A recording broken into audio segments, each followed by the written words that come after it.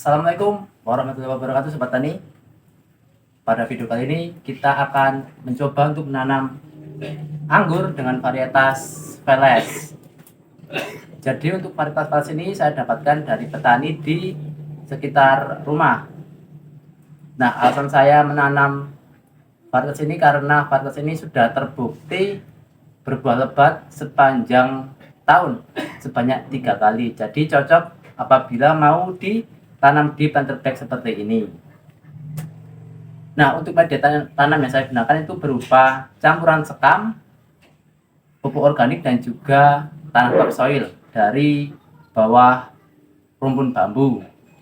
Nah, untuk perbandingannya sendiri itu 3:1:1, 3 untuk sekam, 1 untuk tanah, dan juga 1 untuk pupuk organik atau pupuk kandang. Nah, saya lebih banyakkan ke sekam karena untuk menjaga porositas tanah, dan juga sekam ini banyak mengandung karbon yang bagus untuk pertumbuhan tanam, apalagi di masa awal tanam. Nah, ini saya menanam di sekitar jam 4 sore karena banyak jurnal yang mengatakan bahwa menanam pada pagi atau sore hari itu memperbesar peluang tanaman untuk tumbuh dan juga hidup di kemudian hari. Makanya saya tanam di sore, ini jam 4 lebih 20-an.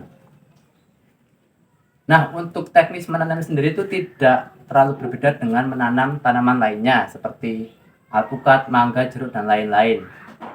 Kita cukup membongkar atau menyobek polybag ini dan kita bantu tanam di planter bag ini, lalu kita tanam.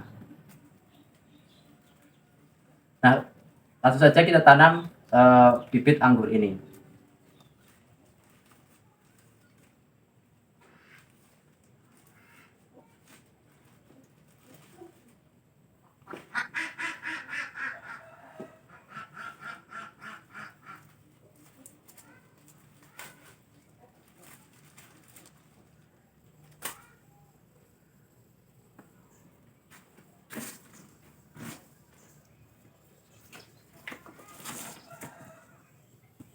Nah, dan ini sudah kita tanam untuk bibitnya.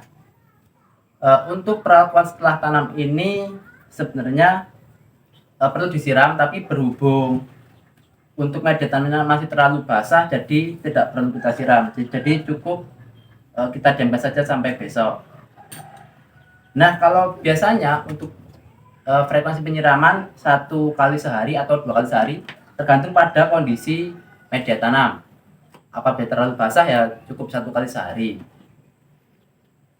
Nah, untuk memeriksa apakah media perlu disiram atau tidak itu cukup mudah Sobat Tani, karena tinggal kita masukkan jari kita di bagian telunjuk sekitar 2 ruas. Apabila di ujung jari masih terasa basah, maka media tidak perlu disiram, sehingga cukup didiamkan saja. Nah, apabila sudah kering, maka media perlu disiram. Oh ya, tadi untuk pembukaan polybag pada fase bibit ini saya sobek karena saya menghindari kerusakan pada akar. Nah, kerusakan pada akar ini bisa menyebabkan stres pada tanaman karena akar akan terluka, sehingga pasti akan mengganggu transportasi air dan nutrisi ke bagian batang ataupun daun.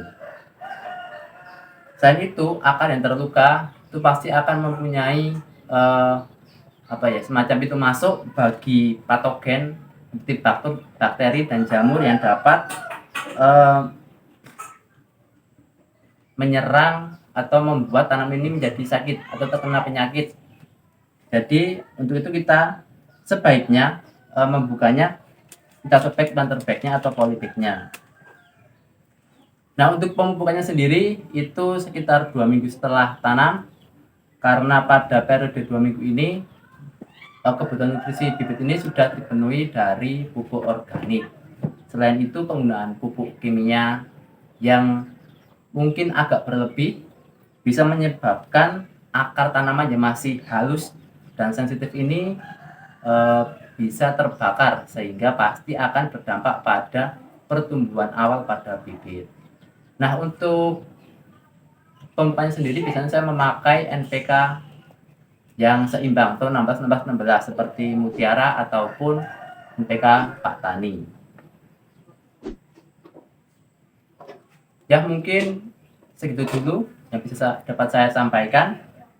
Apabila Sobat Tani mempunyai pertanyaan lain seputar pertanian, bisa tulis di kolom komentar.